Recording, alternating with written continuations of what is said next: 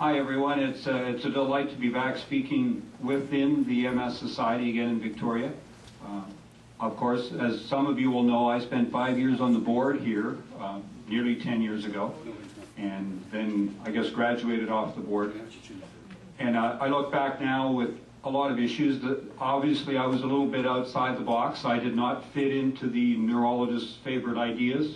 I certainly didn't get kicked upstairs to MSBC. Which some of my colleagues did. But, you know, I think times are shifting and times are changing, and I really applaud Todd and Bonnie and the rest of the team at the Capital Region MS Society for starting to try and let's look at this. It's starting to even to happen nationally. I know there's a lot of eyes on Victoria tonight. I really applaud the Capital Region for teaming up with us at the National CCSVI Society because it's time we work together. That's how we accomplish things as Canadians. Canadians are people used to working with each other and working as a team, because that's how we'll get stuff done. And we don't have an unending amount of resources for any chronic illness in this country, and we certainly don't have it for MS either. So it's great to be having the team starting to happen. You know, things got tough right away early because of the polarization that happened from one neurologist's statements on CBC radio. And we can't change what was said, but we can slowly move the train forward, and I think we're starting to do that. So I think this is the first of many, I would hope. It's great to see people out for information, and I'm really delighted to be able to talk tonight because after what I learned in Italy and my own personal journey, you know, I think we can explain a lot of the issues that have been stated even here tonight, you know, with issues of, I will state it as under treatment and less than optimal treatment. And I think also statements as far as when should we have this done? Because it's all about circulation. I've coined a new term in my head, and it makes a lot of sense to me as I've worked with it about a month now. Multiple sclerosis is a slow stroke. So it's a really different way of thinking about it, folks. But if you think of it, you know, we would be automatic with a stroke, and we know exactly what happens with a stroke, and Diane made a great statement right there, because lots of us get there. We get like a stroke person. We can't think of that word, or we can't say that word, or we can't get the whole sentence out. Or, even as Sandra suggested herself, and others have been there, the speech starts to go, and it's a challenge. Or, even more dramatic, the swallowing starts to go. These are issues that all happen in stroke. Now, stroke, as we typically define it, is a problem with the arteries. Okay?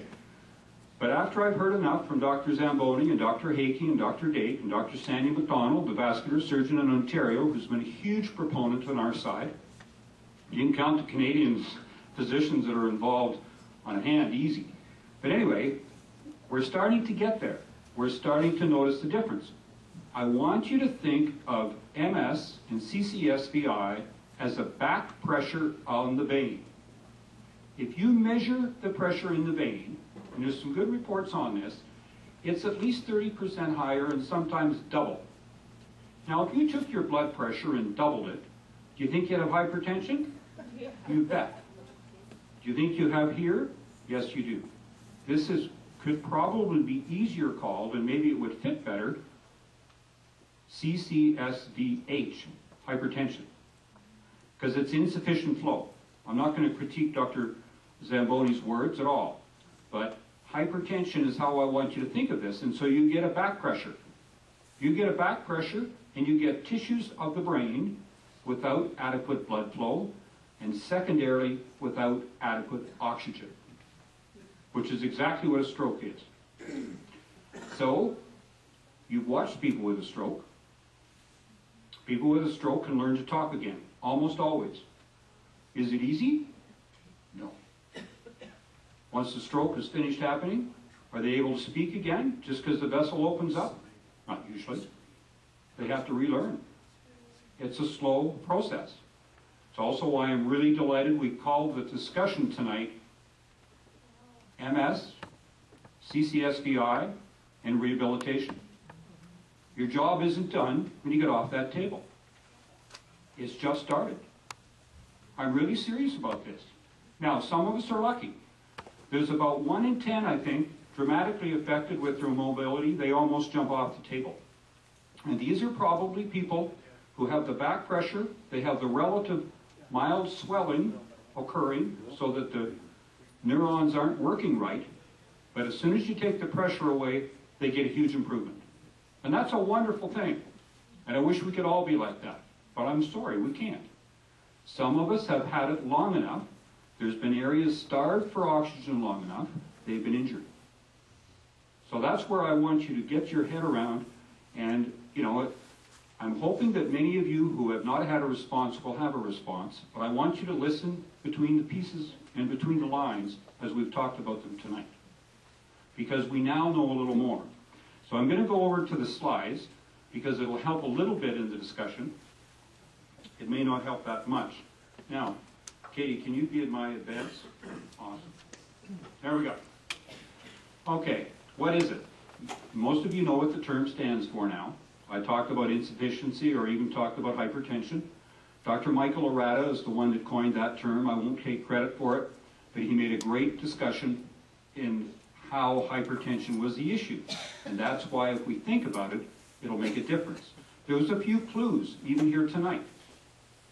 When BJ talked about taking his niacin and opening things up, it does. It's a dramatic vasodilator. I've always had a high cholesterol, and I took niacin one morning when I got up for breakfast. By the time I got to work to the operating room, I lit up like a Christmas tree, the color of BJ's shirt or my tie. Red. One of the operating room nurses, because I didn't know what had caused it, one of the operating room nurses, a good friend of mine, said, "Bill, did you take niacin this morning?" And I had, because I was trying to use it because it's one of the approaches to lower cholesterol.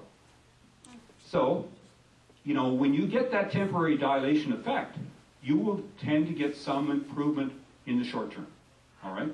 Because we're changing flow. So there's a lot we know about it.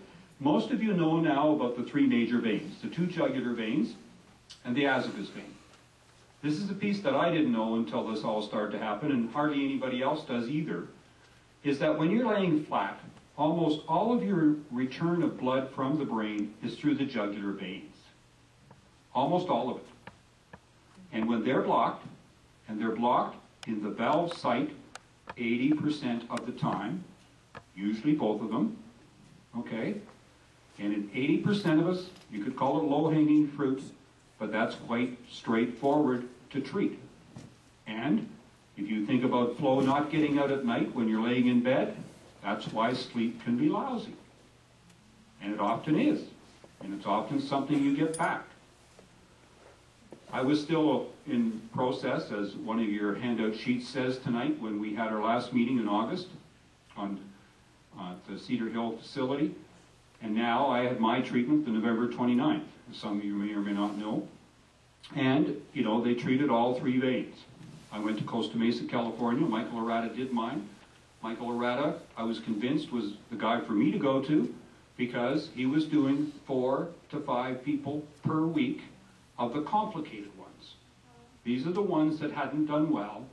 These are the ones that had blocked stints. These are the ones that had stints that had troubles with them.